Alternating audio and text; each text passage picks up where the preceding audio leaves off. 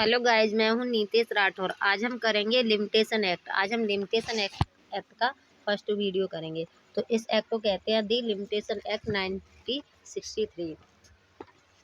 इसमें हम important section करेंगे।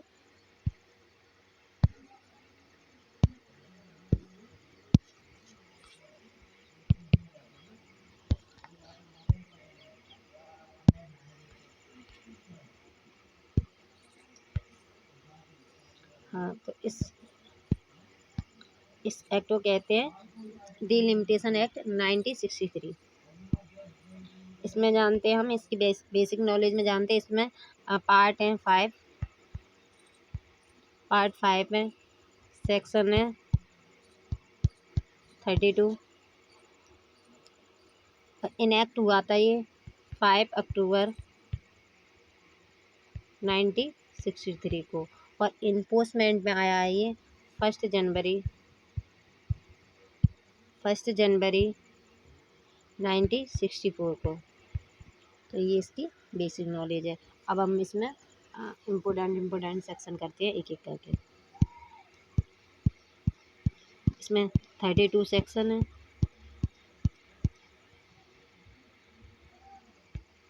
इसे कहते हैं दी लिमिटेशन एक्ट 1963। अब ये एक्ट नंबर है 36 है। जो 1963 में जो एक्ट बने थे उस एक्टों में ये 36 नंबर का एक्ट है, और ये इनएक्ट हुआ था 5 अक्टूबर 1963 को, और इन्फोर्समेंट में आया है 1 जनवरी 1964 को। अब इसका हम फर्स्ट पार्ट करेंगे। ये बताता है, हाँ, इसमें फर्स्ट पार्ट करेंगे। अब इसका पहला सेक्शन देखते हैं। ये पहला सेक्शन बताता है,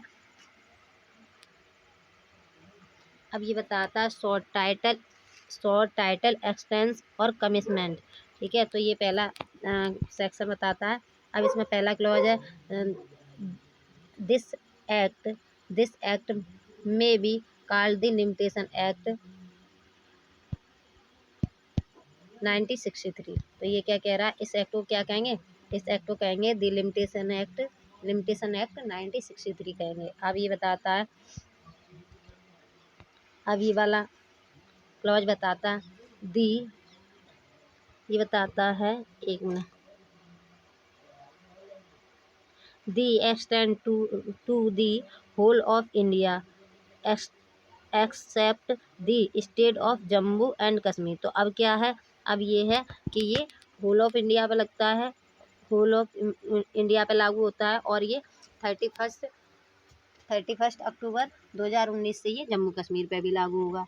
ये बता दिया सेकंड क्लॉज। अब आते हैं हम थर्ड क्लॉज। थर्ड क्लॉज बताता है ये कब प्रवृत्त होगा। तो ये बताता है ये कब से लागू होगा, इन्फोर्समेंट में कब से आएगा। तो ये थर्ड क्लॉज बताता है। ये कहता है it shall be come into force on such date as the central government may by notification in the official gazette appoint. तो ये कह रहा है जिस दिन सेंट्रल गवर्नमेंट अपने शासकीय राजपत्र में उसकी नियत करे उसी दिन से ये इन्फोर्समेंट में आएगा। तो कब से आएगा, जब से सेंट्रल गवर्नमेंट नोटिफिकेशन निकाले अपना ऑफिशियल गजट में, तब से ये इन्फोर्समेंट में आ जाएगा। अब आ जाते हैं डेफिनेशन में बताता है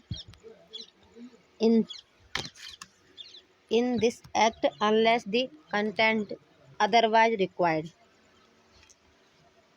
तो ये बता रहा है जो इस एक्ट में जो डेफिनेशन दे रखी है, तो उसका वही मतलब निकाला जाए जो इस डेफिनेशनों में दे रखा है।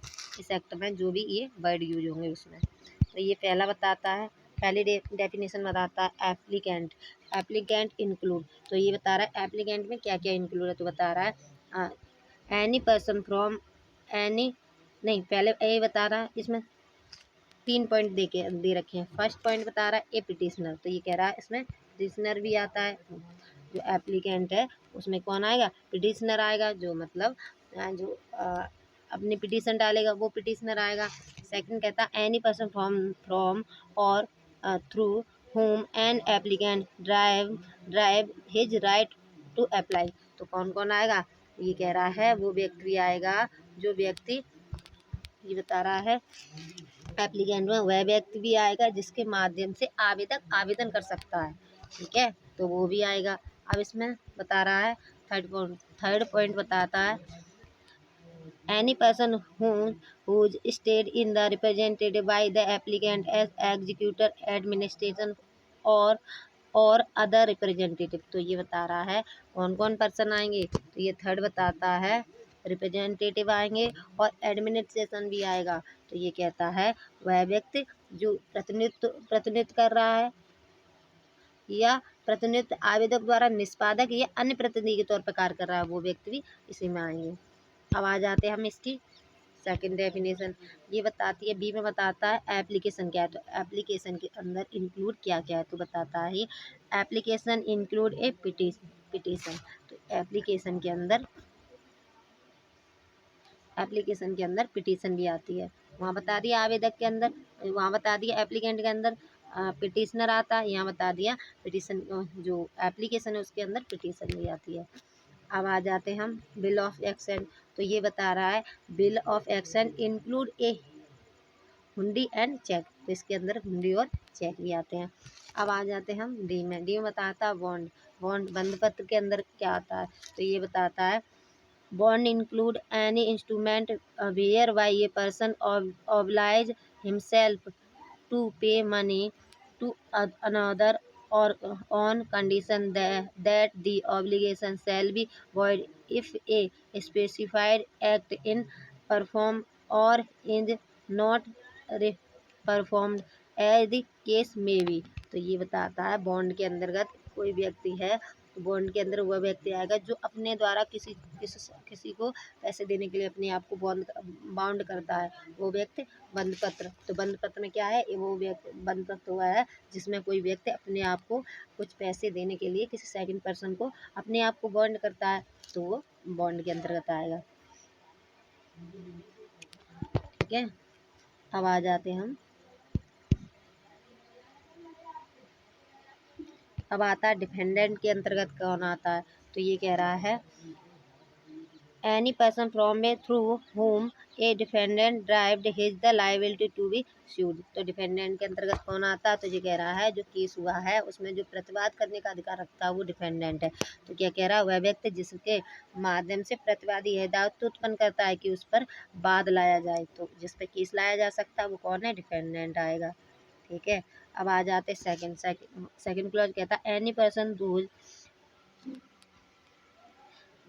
Any person whose stayed in the represented by the defendant and executor, administrator or other representative। तो ये बताता है इसका सेकंड क्लॉज कि कोई वो व्यक्ति भी आएगा जो रिप्रेजेंटेटिव है, कोई किसी का रिप्रेजेंटेटिव आ सकता है, आएगा।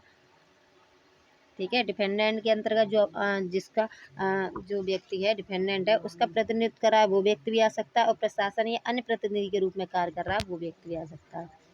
अब आ जाते ईजमेंट के अंतर्गत क्या आता है। तो एफ में बताता है ईजमेंट। तो कहता है easement include A right not arrive from the contract by which one person is entitled to remove an appropriation from his one profit any part of the soil belonging to another of anything growing in a attached to of subsistence upon the land of another।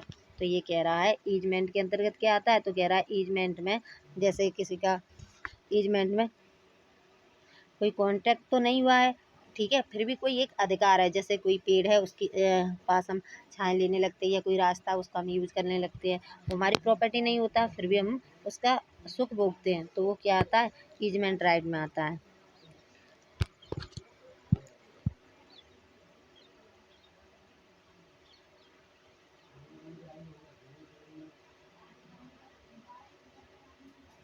जैसे किसी की property है उसमें कोई पेड़ लगा हुआ है या किसी की प्रॉपर्टी से हम निकलने लगते हैं, रास्ता होता है, तो क्या आता है, वो ईजमेंट राइट के अंतर्गत आता है।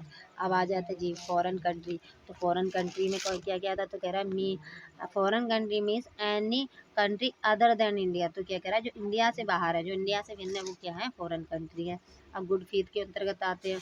ये कह रहा है good faith, nothing shall be deemed to be done in good faith which is not done with due care and attention. तो क्या कह रहा है, ये नेगेटिव डेफिनेशन दे रहा है। जो गुड फेथ की डेफिनेशन है ये नेगेटिव में दे रहा है। तो ये क्या कह रहा है, इसका मतलब ये है जो समयक सतर्कता से जो माध्यम से काम किया गया हो, जो काम समयक सतर्कता को ध्यान में रख के किया गया हो, वो क्या है, गुड फेथ माना जाएगा। वो कार्य गुड फेथ में किया हुआ माना जाएगा।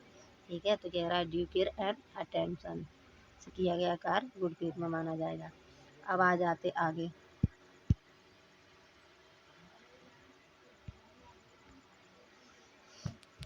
आगे आ जाता आई में। अभी कह रहा है प्लेंटिव के अंतर्गत कौन आता है, प्लेंटिव के अंतर्गत। तो कह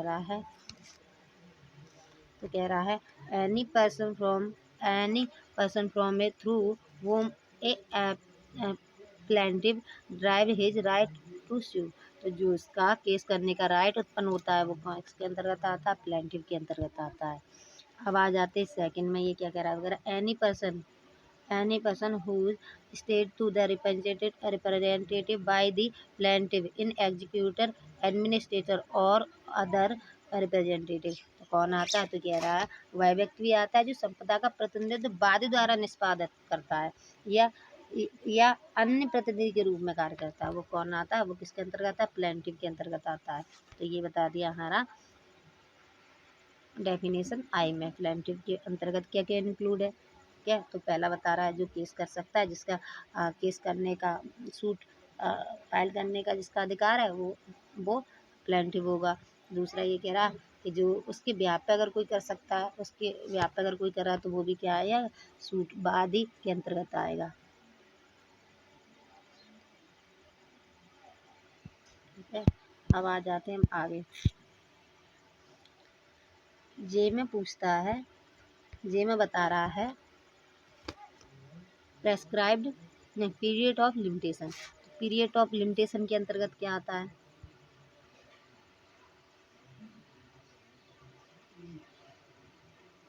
पीरियड ऑफ लिमिटेशन के अंतर्गत क्या आता है, तो कहता है जी में बताता है period of limitation means the period of limitation prescribe for any suit appeal और application by the schedule and prescribed period means the period of limitation computed in the accordance with the provision of this act।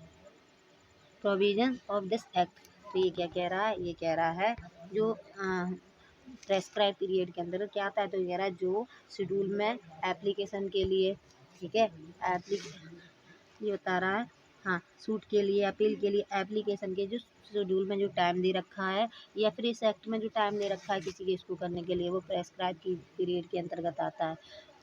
ठीक है, कह रहा है इस अधिनियम में जो उपबंध अनुसार संगठित परिसीमा काल है, वो किसके अंदर, प्रेस्क्राइब पीरियड के अंतर्गत आता है। अब जाते हैं के कहता है प्रोमिसरी नोट के बारे में बताता है कि